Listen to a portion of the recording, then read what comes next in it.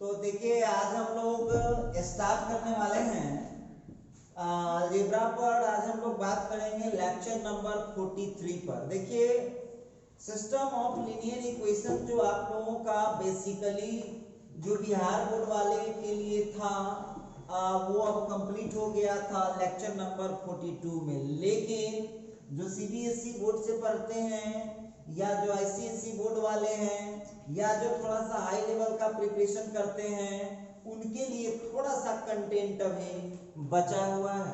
तो देखिए उसी में हमने एक बात किया था आपसे जब हम पढ़ा रहे थे सिस्टम ऑफ लीनियर इक्वेशन।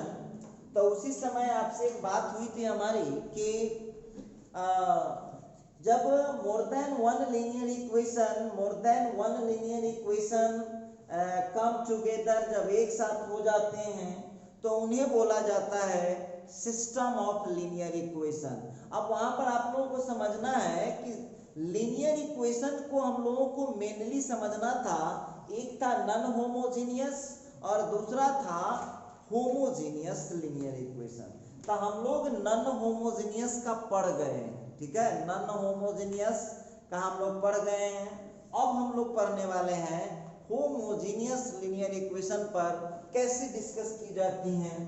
तो आपको याद होगा जैसा कि हम बोले थे कि होमोजीनियस लीनियर इक्वेशन वैसे लीनियर इक्वेशन को बोलते हैं जिसमें इंडिपेंडेंट कांस्टेंट ऑलवेज जीरो होता है। उसमें याद रखिएगा एक भी लीनियर इक्वेशन में इंडिपेंडेंट कांस्टेंट हो गया तो वो होमोजीनियस नहीं कहलाएगा, वो कहलाएगा नॉन होमोजीनियस। तो आइए जरा यहाँ पर हम एक डिस्कस कर ले, बस 1 मिनट का short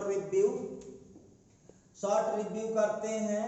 ax plus by is equal to c, तो ये कहलाएगा नॉन होमोजीनियस लीनियर इक्वेशन। और इसी जगह कर देगा ax plus by is equal to 0, तो ये हो जाएगा नॉन होमोजीनियस और ये हो जाएगा होमोजीनियस।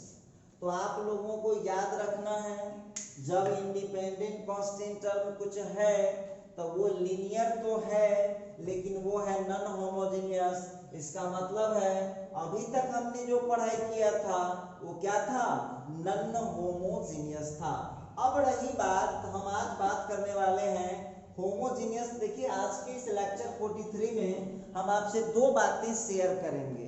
पहला बात शेयर करेंगे homogeneous system of linear equation को कैसे सॉल्व करेंगे, उसको टेस्ट करने का तरीका क्या है।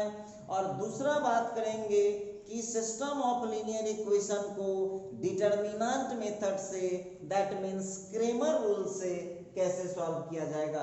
आज के पूरे लेक्चर में आज यही बातें होने वाली हैं। सिस्टम ऑफ लीनियर इक्वेशन जो आज आप टॉपिक देख रहे हैं इसमें आपको वही मिलने वाला है। तो देखते हैं, बढ़ते हैं आगे। तो चलिए हम लोग टॉपिक लगाते हैं सिस्टम ऑफ, सब लोग लिखना स्टार्ट कर दीजिएगा, system of homogeneous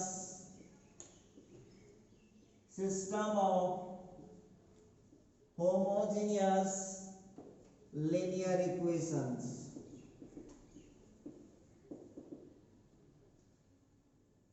system of homogeneous linear equations. Homogeneous linear equation का सिस्टम क्या होता है इस पर आज हम लोग विशेष बातचीत करने वाले हैं। तो चलिए इसमें भी दो ही चीज आपको मिल सकता है, एक मिलेगा 2/2 मतलब 2 और एक मिलेगा 3 वाला, इससे ज्यादा मिलता नहीं है।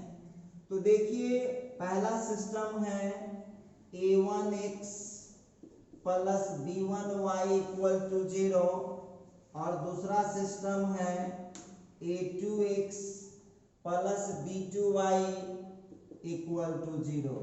इसके कुछ एग्जाम्पल्स भी आप उठा सकते हैं। इसको आप बोल सकते हैं सिस्टम ऑफ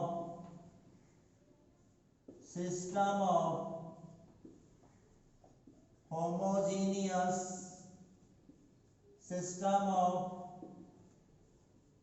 होमोजेनियस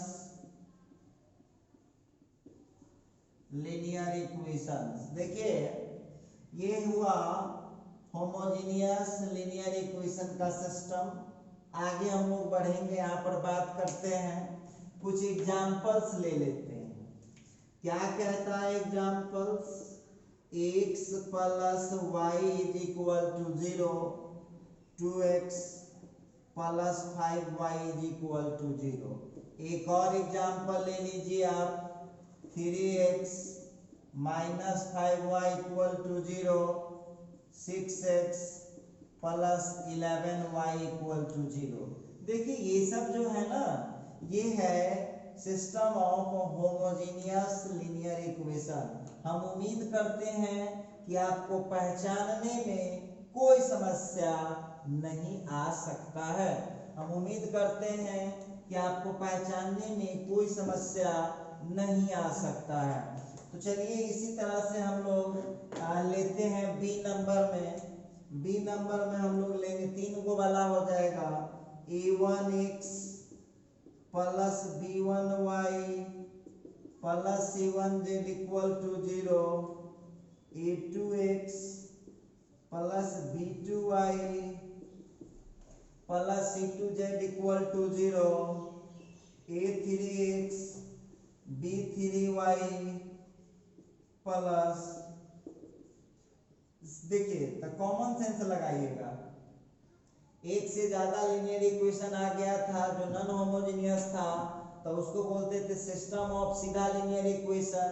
और यहाँ पर जब एक से ज्यादा होमोजेनियस लीनियर इक्वेशन एक साथ आ जाएगा तो उसको बोलेंगे हम लोग system of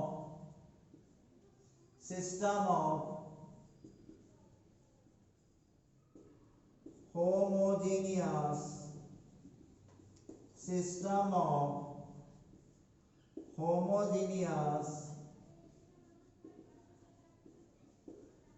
system of homogeneous linear equation. तो चलिए ये हम लोगों के बीच की जो बातचीत थी वो हमने किया। इसका भी हम लोग एक दो एग्जांपल देख लेते हैं। वैसे आप लोग खुद भी लिख सकते हैं, तो यहाँ पर हम लोग इसका एग्जांपल ले ले, कोई भी एग्जांपल उठा लीजिए, आपकी मर्जी। x plus y plus z is equal to 0, 2x minus 3y plus 4z equal to 0, 3x plus 5y minus 6z is equal to 0। उसी तरह से देखिएगा अगला है 3x plus 5y minus z equal to 0, 4x minus 7y minus 2z equal to 0, x plus y minus 3z equal to 0। देखिए तो ये हो गया आपका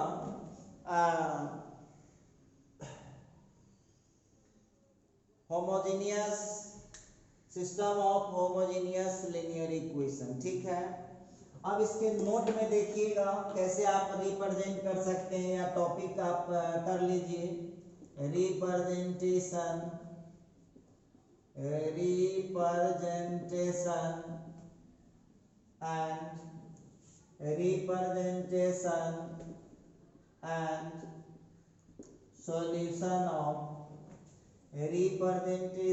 and solution of homogeneous solution of system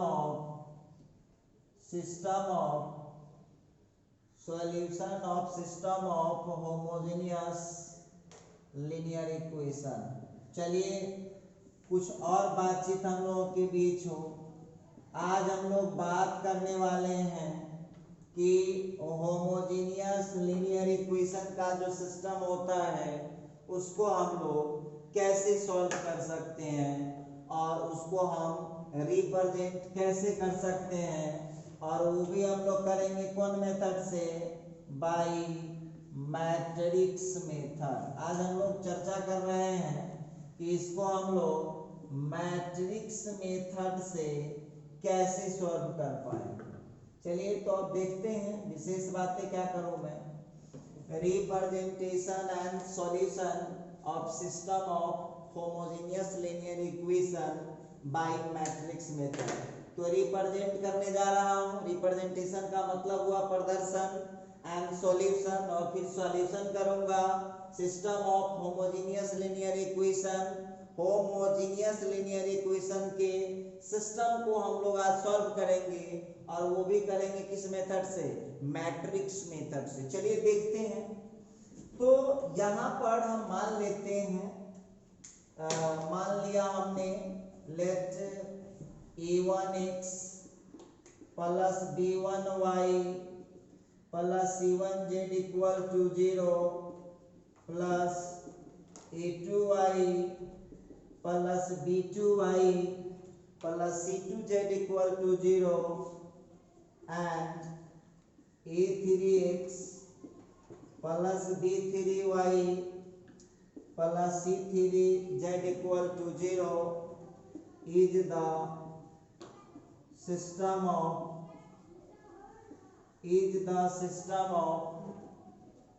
homogeneous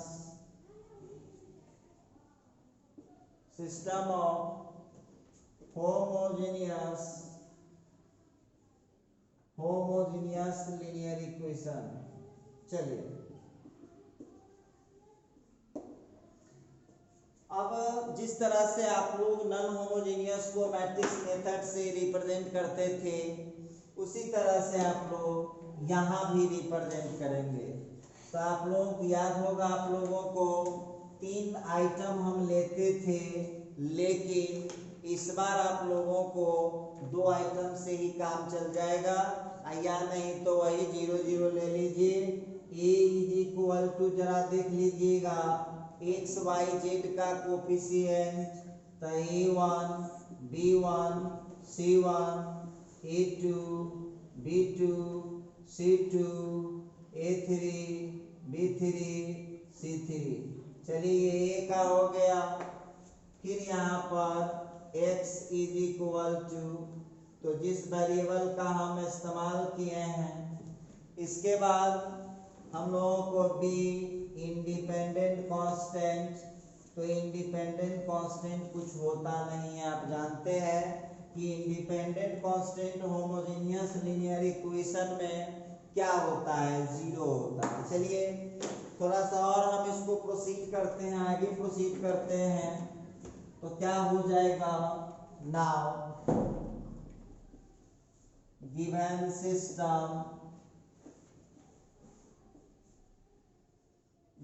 system can be written as, दिए गए system को हम कैसे लिख पाएंगे? तो याद ही होगा आपको, ax is equal to b, या x is equal to a inverse into b, या x is equal to 1 by determinant of a into adjoint of a into b। ये भी वही फार्मूला है और ये भी वही फार्मूला है। तो इतना तक आप लोग कर चुके हैं, पहले की बात है। और आपको याद होगा कि हम लोग जब पढ़ाई कर रहे थे नॉन होमोजेनियस के सिस्टम का, तो हम लोगों के पास 3 केस हुआ था इसका कंसिस्टेंसी जांचने के लिए। तो आप लोगों को यहाँ पर उसी तरह से इसके 2 स्पेशल केसेस हैं, उस दोनों स्पेशल केस को आप लोगों को स्टडी करना चाहिए। आइए केस 1 में क्या कहता है? तो केस 1 कहता है when determinant of a not equal to 0 then, लिखा when determinant of a not equal to 0 then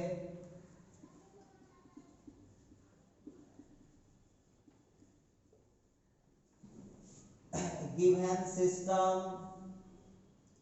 system is given system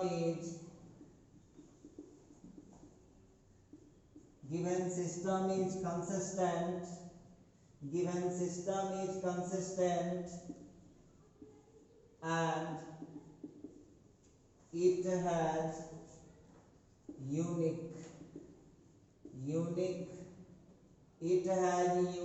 solution,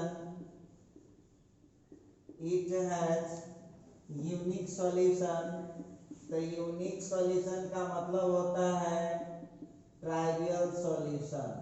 अब बहुत विद्यार्थी का कहना है कि सर हम तो ट्राइवियल का नाम कहीं नहीं सुने हैं, इसका मतलब है दैट मीन्स x का वैल्यू 0, y का वैल्यू 0 और z का वैल्यू। देखिए ट्राइवियल सॉल्यूशन का मतलब होता है कि x, y, z तीनों जो भी वेरिएबल दिया हुआ होगा उस वेरिएबल का आंसर 0 हो जाएगा। तो चलिए सब कुछ तो वही है, लेकिन ध्यान दीजिएगा बस b के जगह 0 0 लाए, लेकिन कहानी में बहुत ट्विस्ट आ जाता है आगे। होमोजेनियस सिस्टम कहता है कि जब डिटरमिनेंट का मान 0 नहीं आ रहा है तो सिस्टम कंसिस्टेंट होगा, सिस्टम को यूनिक सॉल्यूशन होगा, लेकिन उस यूनिक में होगा ट्राइवियल सॉल्यूशन। तो ट्राइवियल सॉल्यूशन का मतलब हो गया कि x का वैल्यू 0 है, y का वैल्यू 0 है और z का वैल्यू 0 है। ये रहा आपका ट्राइवियल सॉल्यूशन। फिक्स्ड होता है, एक ही होता है, x equal to 0, y equal to 0 और z इक्वल टू 0। x और y दो है तो x और equal to 0, y equal to 0। तो इस तरह से हमने बात किया है केस 1 पर। आइए अब हम बात करने वाले हैं केस 2 पर। तो केस 2 लिखता है, ध्यान दीजिएगा, केस 2 लिखा when determinant of a is equal to 0, when determinant of a is equal to 0, when determinant of a is equal to 0, then given system is consistent,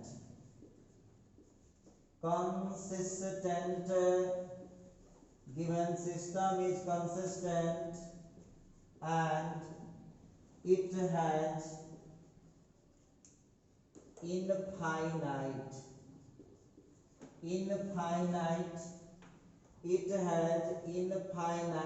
solution। Infinite solution का मतलब हो गया non trivial solution, non trivial solution. अब देखिए बहुत student का कहना है कि क्या सर इसमें केस 3 भी होगा? तो केस 3 नहीं होगा। क्यों नहीं होगा केस 3? तो केस 3 इसलिए नहीं होगा कि बी तो ऑलरेडी 0 मैट्रिक्स है, तो adjoint of A into B 0 न आने का प्रश्न ही नहीं। देखिए थोड़ा सा दिमाग लगाइएगा कि बी जो है आप लोगों का ये 0 मैट्रिक्स है, तो एडजॉइंट ऑफ ए का जब मल्टीप्लिकेशन होगा उसके साथ तो 0 न आने का प्रश्न ही नहीं उठता है। तो हम लोग एक बात समझ चुके होंगे कि जब हम लोग होमोजेनियस सिस्टम को सॉल्व कर रहे होंगे तो दो केसेस होगी।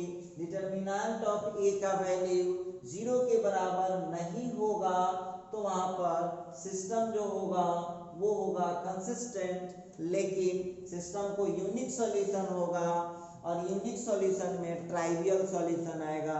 ट्राइवियल सॉल्यूशन का मतलब हुआ कि x का वैल्यू 0, y का वैल्यू 0 और z का वैल्यू 0। ठीक है, इसके बाद केस 2 की बातचीत होगी जब डिटरमिनेंट का वैल्यू 0 आ गया। तो जैसे नॉन होमोजेनियस में 3 केस था, क्यों? क्योंकि उसमें adjoint of a into B कभी 0 भी नहीं भी आ सकता है और आ भी सकता था, तो वहां डाउट था। लेकिन इस बार क्लियरेंस है क्योंकि b 0 मैट्रिक्स है, तो 0 मैट्रिक्स में मल्टीप्लाई होगा तो 0, इसीलिए 2 केस नॉन ट्राइवल सॉल्यूशन। उस नॉन ट्राइवल को मत देखिए, इनफाइनाइट सॉल्यूशन को देखिए। कल भी हम बोले थे, निकाल कर बताए थे कि इनफाइनाइट सॉल्यूशन हमेशा कांस्टेंट के टर्म में लिखा जाता है। इनफाइनाइट सॉल्यूशन हमेशा कांस्टेंट के टर्म में लिखा जाता है। तो यहाँ दो केस हो गया। अब हम इसका एग्जाम्पल पर आपको समझाएंगे कि क्वेश्चन हम लोग इसको कैसे सॉल्व करते हैं। चलिए देखिए, आपको बनाने तो आ ही रहा है। Some important examples. आइए अब हम इस एग्जाम्पल्स की बात कर लेते हैं। देखते हैं जमाना कहां तक खींच के ले जा रहा है। सम इम्पोर्टेंट एग्जाम्पल्स होमोजीनियस का ले लीजिए। वो थोड़ी ना बोलेगा, वो कुछ नहीं बोलेगा होमोजीनियस है कि नॉन होमोजीनियस है, वो आपको पहचानना है। मर्जी है तो पहचान लीजिए, ना तो अपना घर है पूछ रही है, आपको कोई बुलाने तो जाता नहीं। चलिए यहाँ लिखता है, क्वेश्चन लिख देगा सीधे, सोल्व बाय मैट्रिक्स मेथड। आइए आप लोगों को मैट्रिक्स मेथड से सॉल्व करना है। पहला क्वेश्चन ले रखा है 2x minus y equal to 0 and 4x minus 2y is equal to 0। ये रही बात। देखिए बहुत सारी बातें हैं, हम क्या बोले, बहुत सारी बातें। दूसरा क्वेश्चन उठाते हैं 2x plus 3y equal to 0, और उसी तरह से फिर आप इसको कर सकते हैं 3x plus 2y equal to 0। अच्छा ठीक है, जरा हम लोगों को देखना पड़ेगा कि मामला अब इसमें क्या होने वाला है, इसमें हम लोगों को देखना पड़ता है। तो चलिए मिलाते हैं हिसाब किताब। अब यहाँ पर तीसरा नंबर में आते हैं। क्वेश्चन ले लीजिए आप लोग, x plus y plus z equal to 0। उसी तरह से x plus y plus z is equal to 0। उसी तरह से 2x minus 3y plus 4z equal to 0। उसी तरह से 3x plus 5y minus 6z equal to 0। चौथा नंबर में देख लीजिएगा, और भी कुछ बात हम करना चाह रहे थे आपसे। x minus 2y plus 3z equal to 0, 2x plus 5y plus 6z equal to 0। फिर हम लोग इसी तरह से करेंगे 3x minus 7y plus 9z is equal to 0। देखिए इस क्वेश्चन को बनाना बहुत आसान है। जो नियम लगता है 2 इंटू 2 पर, वही नियम लगता है 3 इंटू 3 पर। कोई बना लीजिए, कोई टेंशन की बात नहीं है। तो आप लोगों को इसमें तो केवल डिटरमिनेंट निकालना है, एडजॉइंट की जरूरत भी नहीं पड़ेगी आपको, आवश्यकता ही नहीं पड़ना है इसमें एडजॉइंट का। तो कैसे, चलो दिखाते हैं कैसे कहानी को आगे बढ़ा सकता हूँ। यहाँ पर तो यहाँ पर हम लोगों को कोई सवाल उठा लेता हूँ। पहला सॉल्यूशन में पहला क्वेश्चन लिया, लिखूंगा वी हैव, हमारे पास क्या है, तो 2x minus y is equal to 0 and दूसरा है 4x minus 2y is equal to 0। अब देखिएगा 2x minus y is equal to 0 और दूसरा है 4x minus 2y is equal to 0। अब यहाँ पर आप लोगों को कुछ नया नहीं करना है, याद ही होगा आप लोगों को कि आपको 3 चीज चाहिए। तो एक खोजिए पहले एक्स वाई का कोफिशिएंट, x का 2 है, y का -1, फिर x का 4 है और y का -2। ये मिल गया। x का देख लीजिए 2 वेरिएबल है, ये हो गया x y, और फिर b जो आप लोग देख रहे हैं इंडिपेंडेंट कांस्टेंट है। देखिए फॉर्मेलिटी में लिखते हैं, जरूरत तो इसका नहीं है, लेकिन चलिए आप लोग सिस्टम सीख गए हैं तो आप लोगों को जान लेना भी चाहिए। तो आइए जरा फिर हम इसको आगे प्रोसीड करें। Now given system can be written as given system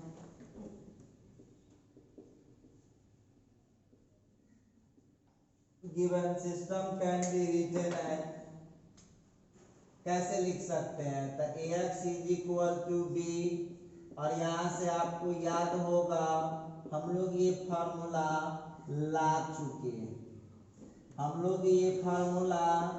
ला चुके हैं, जैसा कि आप लोगों को बताया गया, ठीक है। अब यहाँ पर हम लोग सबसे पहला वर्क होता है सब कुछ इसी पर डिपेंड करता है, डिटर्मिनेंट ऑफ ए। तो यहाँ पर हो गया 4। चलिए अब इसका डिटर्मिनेंट निकाल करके चेक कर लीजिए।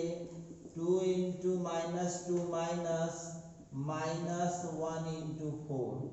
अब यहाँ पर आंसर हो चुका है -4 + 4, तो डिटर्मिनेंट ऑफ ए का आंसर आ गया है 0। डिटर्मिनेंट ऑफ ए का जो आंसर आ चुका है वो 0 आ चुका है। तो अब यहाँ पर एक चीज आप लोगों को ध्यान देना होगा, ये रहा एक, अब आंसर निकल चुका है, इसी जगह फैसला है। अब यहाँ पर क्या देख रहे हैं, since determinant of A equal to 0 therefore, अब जो दो केस लिखे हैं उसे याद करना होगा। Therefore given system is consistent and system has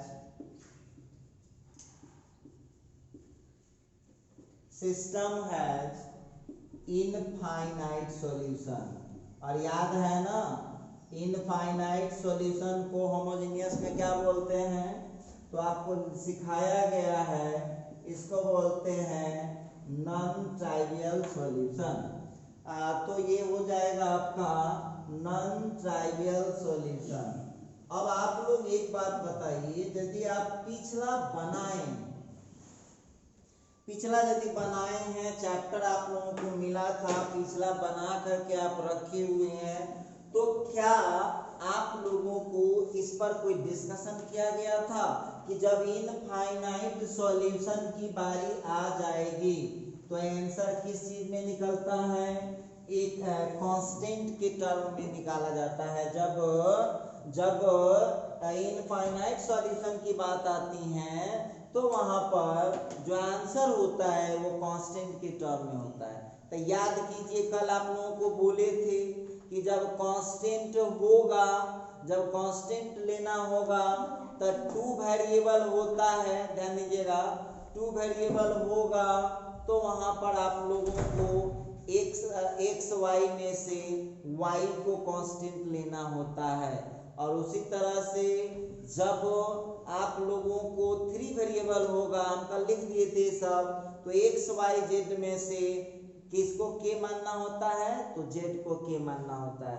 कल बताए थे कि x y वाला रहेगा तो y बराबर k मान लीजिएगा इनफाइनाइट सॉल्यूशन में, और जब x y z वाला क्वेश्चन होगा तो वहां पर हमको z बराबर k। तो ये जो क्वेश्चन 1 बना रहे हैं उसमें x y है कि x y z भी है?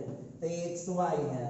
तो यहाँ पर हम करेंगे क्या, मान लेंगे let y is equal to k, ठीक है, और k यहाँ पर जो है ये कांस्टेंट है, डाल दीजिए, किसी से चेक कर लीजिए आप।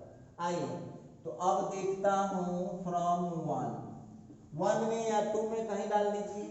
तो 2x minus y is equal to 0, तो यहाँ पर 2x माइनस वाई की जगह पर k, तो 2x is equal to k, तो x इज इक्वल टू कितना आ गया, k/2।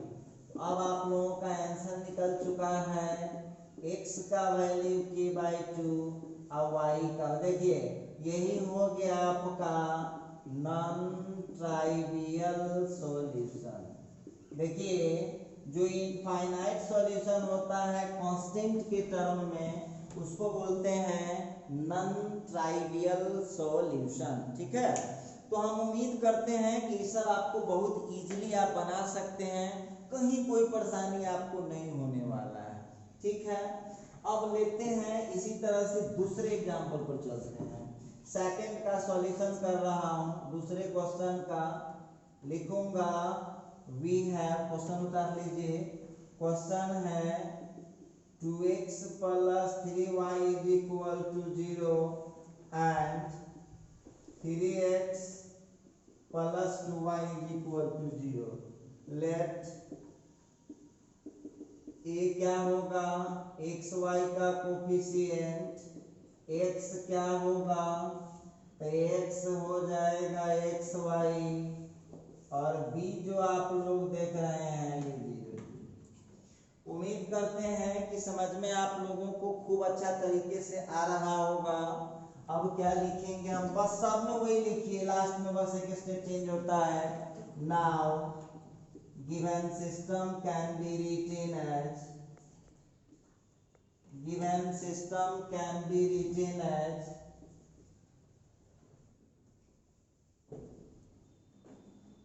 दिए गए सिस्टम को हम लिख सकते हैं ax is equal to B, यहाँ से आता है x बराबर, तो x इज इक्वल टू आता है a इनवर्स इंटू बी। इसी को थोड़ा सा आगे बढ़ाते हैं, 1 by determinant of a into, देखिए सब एक ही बात है, सब एक ही चीज है, इसमें कोई नया कमाल नहीं है, और बहुत बार आप लोग जो है इसको कर चुके हैं। तो देखिए सब कुछ डिपेंड करता है किस पर, डिटर्मिनेंट पर। डिटर्मिनेंट का जैसा नेचर होगा सेम उसी प्रकार से काम किया जाएगा।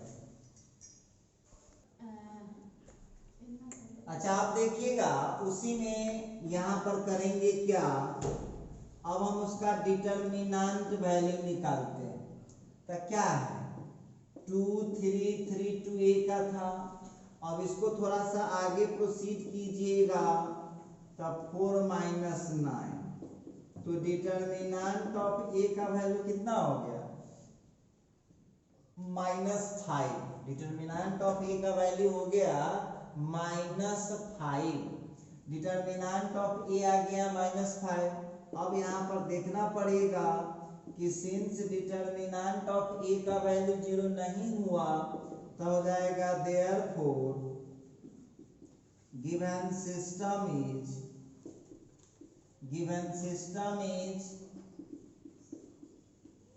consistent and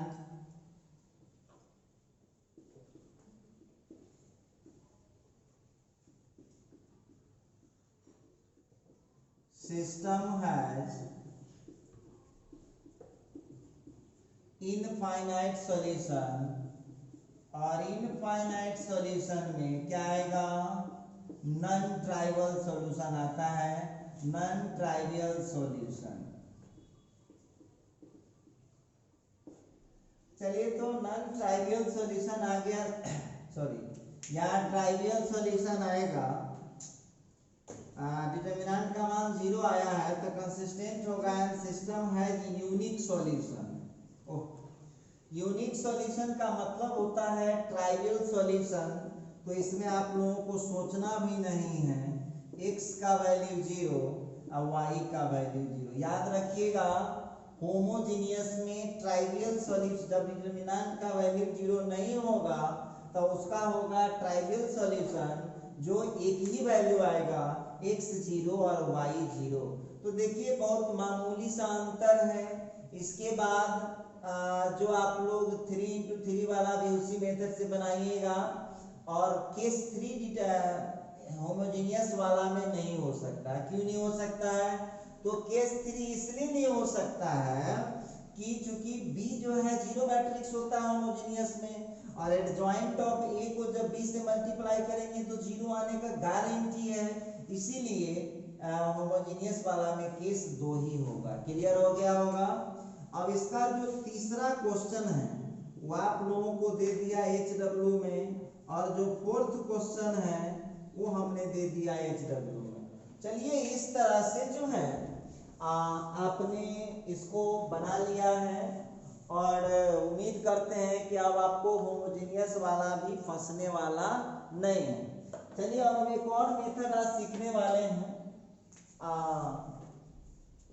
एक और मेथड सीखने वाले हैं, सॉल्यूशन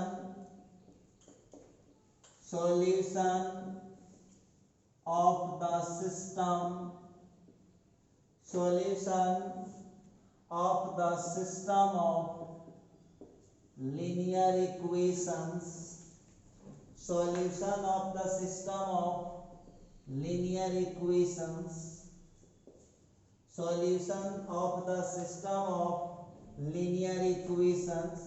और वो भी जो है ना linear equation आएगा तो ये नॉन होमोजेनियस का होगा, ठीक है।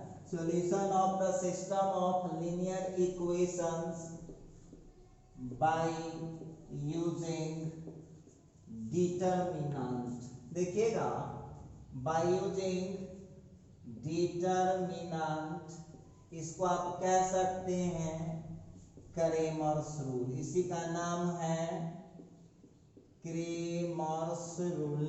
देखिए ये है क्रेमर्स रूल।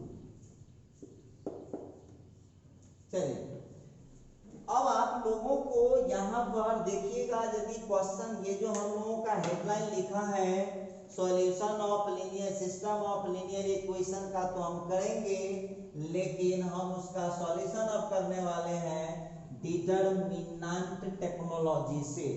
तो डिटरमिनेंट टेक्नोलॉजी से हम इसका कैसे सॉल्यूशन कर पाएंगे, आज हम लोगों के चर्चा का विषय अब यही होने वाला है। तो जितने भी बच्चे हैं बस 2 मिनट के लिए रुक जाइएगा, सारा सिस्टम तो आप लोगों को पता ही है, बस हम सिस्टम को आगे बढ़ाते हैं। तो ये 2 सिस्टम हैं, मान लिया जाए let a1x plus b1y is equal to c1 and फिर a2x plus b2y equal to c2 be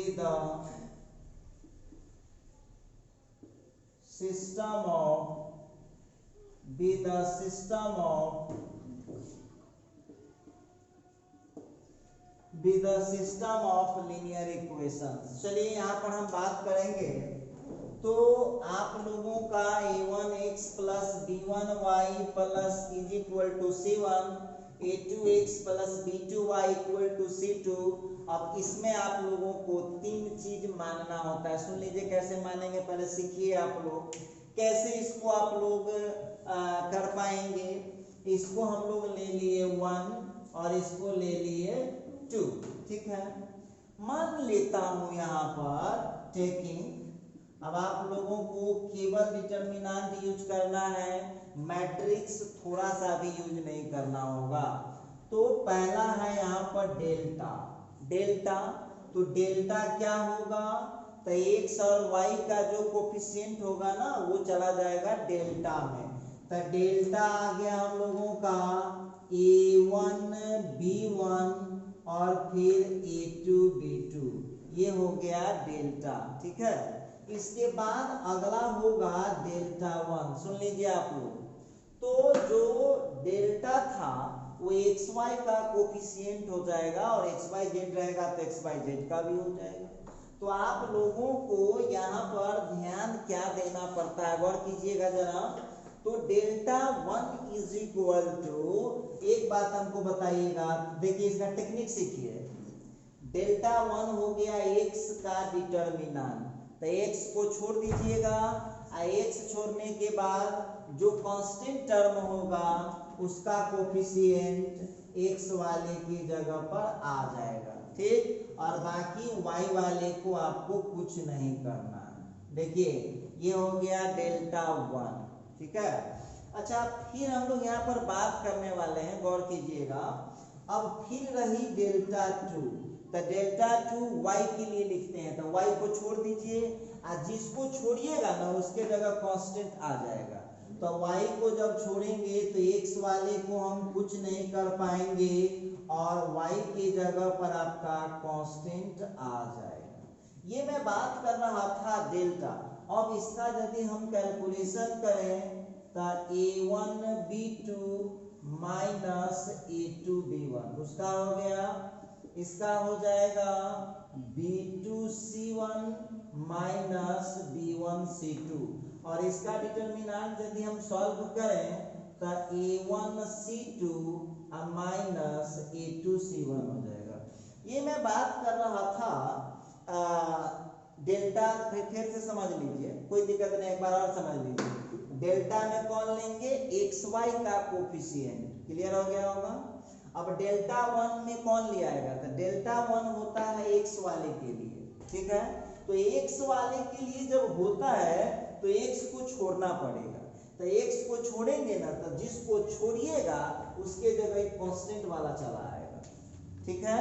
और बाकी चूंकि एक्स को छोड़ रहे थे तो वाई वाला को जस का तस उतार दिए, ठीक। फिर देखिए जरा हम डेल्टा 2 लिखते हैं, गौर कीजिएगा मेरी बात को। डेल्टा 2 लिखते हैं तो डेल्टा 2 लिखते हैं वाई के लिए, डेल्टा 2 लिखते हैं वाई के लिए, तो वाई को छोड़ दीजिए और उस वाई वाला के कोफिशिएंट की जगह ये कांस्टेंट वाला आ गया और एक्स वाले को जस का तस डाल दिया। अब इसका देखिए क्रेमर रूल से हो जाएगा बाई क्रेमर्स रूल। अब देखिए क्रेमर्स रूल के हिसाब से इसका फार्मूला हो जाता है x बाई डेल्टा 1। देखिए इसका फार्मूला देखिएगा, x बाई डेल्टा 1 फिर y बाई डेल्टा 2 और 1 बाई डेल्टा। बस ये फार्मूला आपको याद करना पड़ेगा, याद नहीं रहेगा तो मामला खराब हो जाएगा। चलिए, अब बहुत विद्यार्थी हमसे ये क्वेश्चन पूछता है, क्वेश्चन पूछ सकता है, और खास करके जितने भी कानूनी स्टूडेंट हैं, पढ़ने से तो मतलब है नहीं, वो खाली कानून खोजता रहता है, तो वो कानूनी स्टूडेंट पूछिएगा कि सर जी ये क्रेमर रूल से इतना कैसे आता है, हमको कैसे विश्वास होगा कि क्रेमर ने कहा है तो उनका बात सही ही है। कोई दिक्कत नहीं है, आप काहे घबरा रहे हैं, मैं इसको अभी प्रूव करके बताऊंगा कि क्रेमर ने जो कहा था वो बिल्कुल सही कहा है और एक भी बात उनका गलत नहीं है। चलिए अब इसको हम लोग कैसे प्रूफ करते हैं जरा गौर कीजिएगा। अब हम इसको प्रूफ करने चले, अब हम यहाँ लिखेंगे सबसे पहले वी हैव। अब एक बात हमको बताइएगा, हमारा सवाल क्या है, तो a1x plus b1y equal to c1, और इसी को थोड़ा सा आगे प्रोसीड कर दीजिएगा, तो a1x plus b1y minus c1 equal to 0 and, और ये कहाँ से लाए था, 1 से ले आए हैं हम लोग। अच्छा, उसी तरह से दूसरा का लेंगे तो कितना हो जाएगा, a2x plus b2y minus c2 equal to 0। अब यहाँ पर हम लोगों को याद कीजिएगा, ज्यादा कुछ नहीं आपसे हम कहना चाहेंगे, जितने भी बच्चे देख रहे हैं, क्रेमर रूल आपको भरोसा नहीं ना हो रहा है क्रेमर रूल पर, या हम जो पढ़ा रहे हैं आपको शक हो रहा है कि सर मैं क्यों मान लूं कि ये सही है या गलत है। आप तो जानते हैं कि जो रूल 2 into 2 पर लगेगा वही 3 into 3 पर लगता है।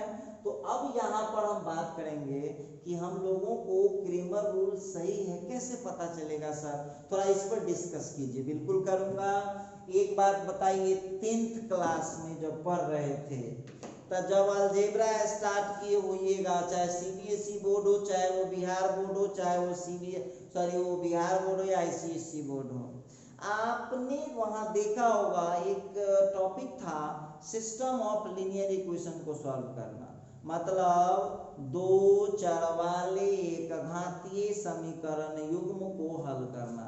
याद कीजिए सब लोग, यदि हिंदी मीडियम पढ़ाई किए हैं तो पढ़े होइएगा लुप्तीकरण विधि, पढ़े होइएगा तुलनात्मक विधि, पढ़े होइएगा प्रतिस्थापन विधि, और उसी में एक विधि पढ़े होइएगा वज्र गुणन विधि, जरूर पढ़े होइएगा। जो आप लोग इस टाइप का जो इक्वेशन सॉल्व करते थे, इस टाइप का इक्वेशन सॉल्व करते थे, तो आप लोगों को इसको सॉल्व करने के 4-5 मेथड आपके टीचर बताए होंगे।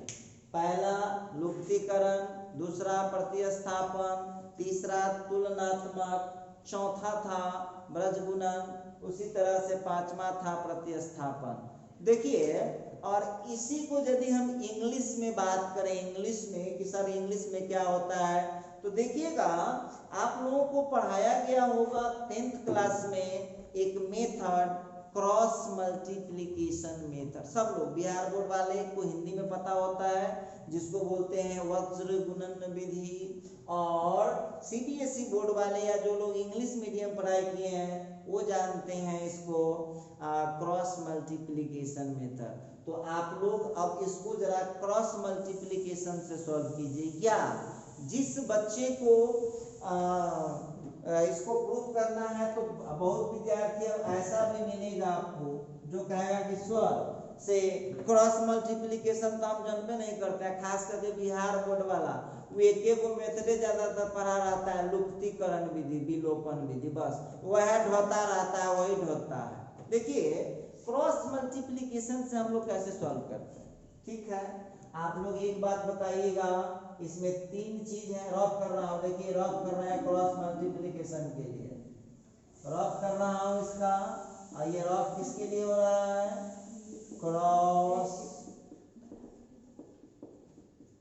Cross multiplication method. जरा गौर कीजिएगा, क्रॉस मल्टीप्लिकेशन मेथड में हम लोगों के पास 3 एक्स वाई है, कांस्टेंट के लिए 1 यूज होता है। एक बात बताइए, जो पहला सवाल है, पहला इक्वेशन, उसमें x का कोफिशिएंट कितना, x का है a1, y का है b1 और कांस्टेंट का है -c1, ठीक है। फिर दूसरा में देखते हैं, x का है a2, y का है b2 और z का है -c2, ठीक है। अब आप लोग 10th वाले टीचर को याद कीजिए, हमको अभी मत याद कीजिए, ये हम नहीं पढ़ाए हुए हैं, ये आपको 10th वाले टीचर पढ़ाए हुए हैं, हम नहीं पढ़ाए। झूठ ना बोलेंगे कि क्रॉस मल्टीप्लिकेशन हम पढ़ाए हैं, ये क्रॉस मल्टीप्लिकेशन 10th वाला पढ़ाया होगा। चलिए अब देखिए कैसे निकालते हैं। तब हो जाएगा यहाँ पर सॉल्विंग 1 और 2, 1 और 2 को सॉल्व करते हैं क्रॉस मल्टीप्लिकेशन से, तो x बटा, याद कीजिए 10th वाले को याद कीजिएगा, सब लोग अपने 10th वाले को एक बार याद कर लीजिए मन में मन। देखिएगा तो x के लिए हम क्या करते हैं, गौर करने वाली बात है। तो x के लिए x को छोड़ देना है दोनों तरफ से, x वाले को दोनों तरफ से छोड़िएगा तो क्रॉस वाइज गुना कीजिए ना, तब b1 इंटू -c2, तब b1 इंटू -c2 हो जाएगा -b1c2, बीच में माइनस फार्मूला होता है, और फिर इसको गुना कर दीजिए तो -b2c1। चलिए ये हो गया हम लोगों का x, याद होगा ये जो है ना x पॉजिटिव और y नेगेटिव अल्टरनेट चलता है, ये हम नहीं पढ़ाए हैं, ये हम काला पढ़ाएंगे, ये आपको पढ़ाए होंगे। देखिए ध्यान दीजिएगा, जब x के लिए निकाल रहे हैं ना, तो x वाले को दोनों तरफ से छोड़ना पड़ेगा। लीजिए x को दोनों तरफ से छोड़ दीजिए, तो क्या मिला आपको, अब उसको क्रॉस वाइज गुना करके निकाल लीजिए, तो हो जाएगा -b1c2, बीच में माइनस सूत्र होता है, और फिर ये हो जाएगा b2c1। 10th में पढ़ाई की है आप लोग। चलिए अब मान लीजिए कि आपको y के लिए करना है, तो y के लिए, तो y को आपको दोनों तरफ से घेरना पड़ेगा। ये आप ले लीजिए, जब y को दोनों तरफ से घेरिएगा तो क्या बचा आप बताइएगा, y को जब घेर दिए दोनों तरफ से तो क्या बचा आप लोगों के पास, निकालिए उसका। तो आप लोगों को मिल सकता है -a1c2, बीच में माइनस, और फिर हो गया माइनस A2C1। उम्मीद करता हूँ समझ में आ रहा होगा। फिर प्लस माइनस फिर प्लस 1/। अब देखिए, फिर आप यदि 1 के लिए करते हैं तो 1 के लिए यदि आप कर रहे हैं तो क्या करना पड़ेगा। 1 के लिए आप कर पा रहे हैं तो 1 का दोनों तरफ से छोड़ दीजिए। अब बताइए क्या मिल रहा है आप लोगों को। तो आप लोगों को मिल रहा होगा A1B2 माइनस A2B1। क्लियर है। अब आप लोग थोड़ा सा एक स्टेप बढ़ाइए, कंजूसी से काम नहीं चलेगा। अब हो गया x by minus B1C2 minus minus plus B2C1। चलिए वहाँ का ठीक है, माइनस y बट्टा minus A1C2 minus minus plus A2C1। और यहाँ का आ गया है 1 बाई A1B2 माइनस A2B1। अब यहाँ पर एक बात बताइएगा, इसको सीधा कर लीजिए।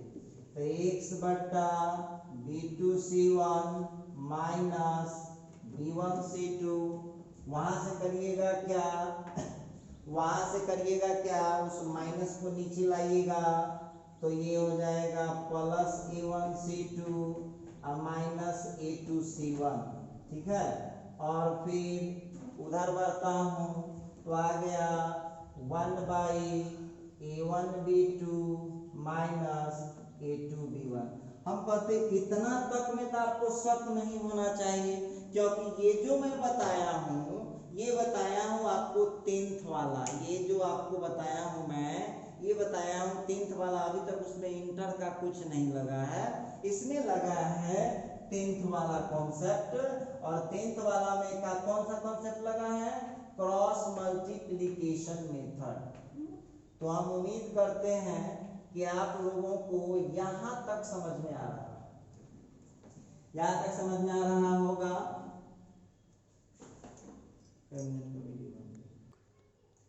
अच्छा आप देखिएगा तो आप लोगों के सामने दिख रहा होगा, घबराइए नहीं। जो नीचे B2C1 माइनस B1C2 है, खोजिए कहीं पर ये डेल्टा डेल्टा 1 डेल्टा 2। इसमें से आप लोग जरा गौर से देखिए किसका वैल्यू है। आप लोग वहां गौर से मिलाइएगा B2C1 minus B1C2। B2C1 minus B2C1 किसका वैल्यू है, तो ये है डेल्टा 1 का वैल्यू। तो इस पूरे के बदले में जरा ध्यान दीजिएगा, इस पूरे के बदले में हम क्या लिख सकते हैं, डेल्टा 1 लिख सकते हैं या नहीं लिख सकते हैं। तो इस पूरे के बदले हमने डाल दिया x बाई डेल्टा 1। थोड़ा सा और आगे बढ़िए। अब है y बट्टा i।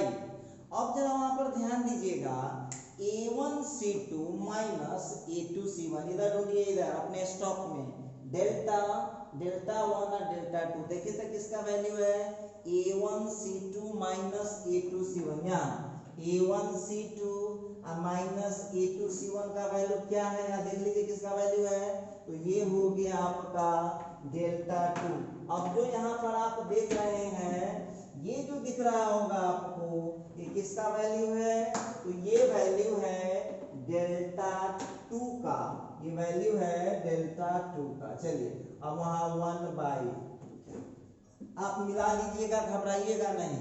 अब हमको एक बात बताइए आप लोग, A1B2 माइनस A2B1 किसका वैल्यू है, डेल्टा का। तो आप लोगों को प्रूफ क्या करना था, देखिए तो वो प्रूफ हो चुका है। इसके बदले हम क्या लिख सकते हैं, तो डेल्टा लिख सकते हैं। इस तरह से आप लोगों का क्रेमर रूल प्रूफ हो चुका है।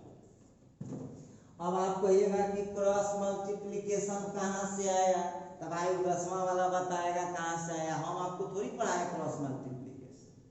अब आप लोग यहाँ पर देख लीजिएगा कि क्रेमर रूल बिल्कुल करेक्ट है, कहीं कोई दिक्कत वाली बात नहीं है। तो आप लोगों को हम एक बार फिर काइंडली रिक्वेस्ट है आपसे कि आप उसके प्रूफ का कभी प्रैक्टिस ना करें।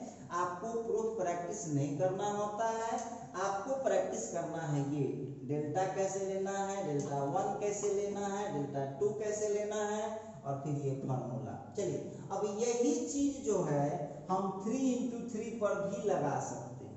कैसे लगा सकते हैं? 2 मिनट का समय और लूंगा आपका।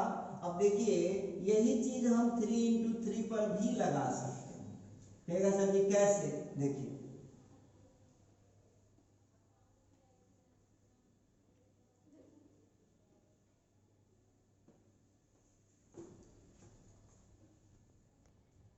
चलिए तो सेम टू सेम यदि इसको आप समझ गए होइएगा तो 3/3 तो ऐसे चुटकी बजा के लिख दीजिएगा, जरूरत भी नहीं पड़ेगा हमारे हेल्प का।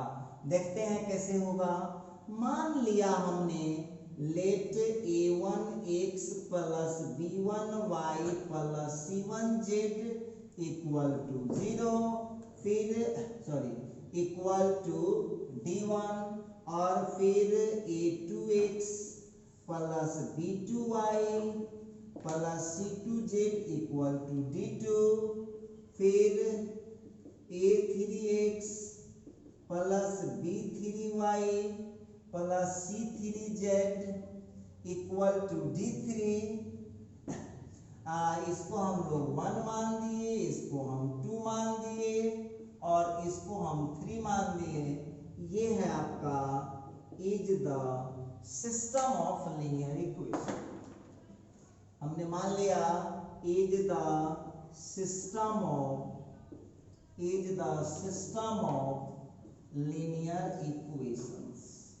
और आपको पता है ना लीनियर इक्वेशन ये है नॉन होमोजेनियस। ठीक है, तो उसी तरह देखिए अब सब लोग लिखना बंद कीजिए 1 मिनट के लिए। देखिए कैसे डेल्टा सेलेक्ट करते हैं। सब लोग बंद कर दीजिए लिखना, एकदम कंसंट्रेट हो जाइए, यहाँ पर ध्यान दीजिएगा। अब हो जाएगा यहाँ पर आप लोगों को देखिए सबसे पहले सेम उसी तरह से सबसे पहले डेल्टा लीजिएगा। तो याद कीजिए हम 2/2 में क्या बोले थे, डेल्टा कौन होगा? एक्स वाई जेड का कोफिशिएंट। उठाइए इधर एक्स वाई जेड का कोफिशिएंट, तो a1 b1 c1 a2 b2 c2 a3 b3 और c3। ये हो गया डेल्टा। ठीक है, फिर यहाँ पर है डेल्टा 1। क्या बोले थे उसमें सो बात बताइएगा।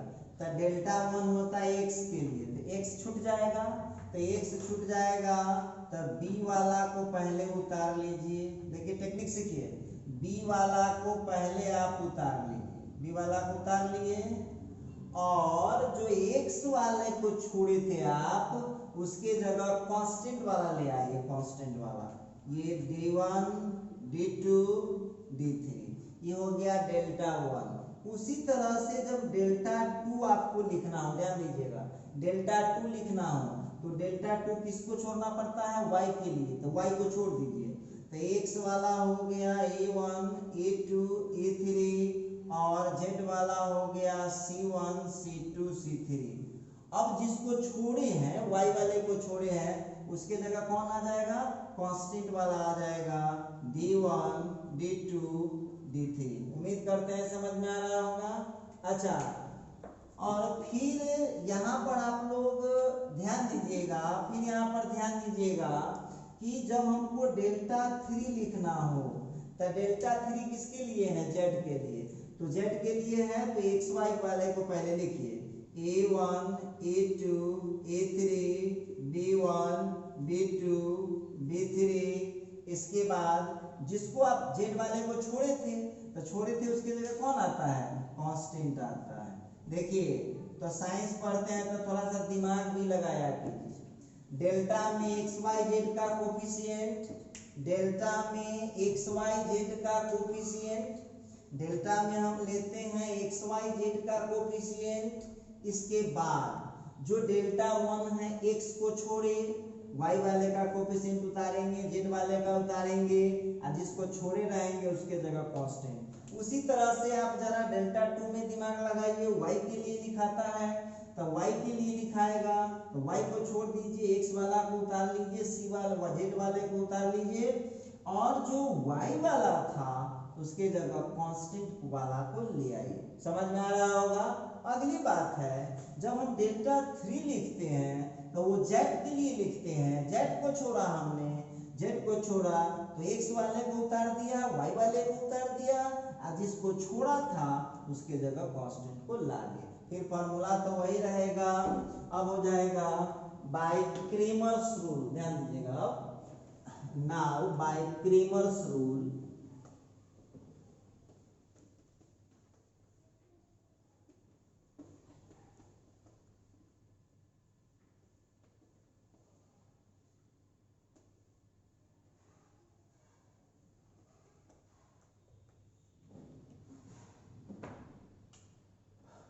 नाउ बाय क्रेमर्स रूल, अब देखिए क्रेमर के रूल के हिसाब से बाय क्रेमर्स रूल तो बस वही x के बट्टा में डेल्टा 1, अभी ना प्रूफ किए हैं, y के बट्टा में डेल्टा 2, z के बट्टा में डेल्टा 3 और कांस्टेंट के बट्टा 1 के बट्टा में डेल्टा। लीजिए अब आप लोगों का काम हो गया, जो हम लेक्चर नंबर 42 में आपको समझाए हैं उस पूरे को रिवाइज कर लीजिएगा।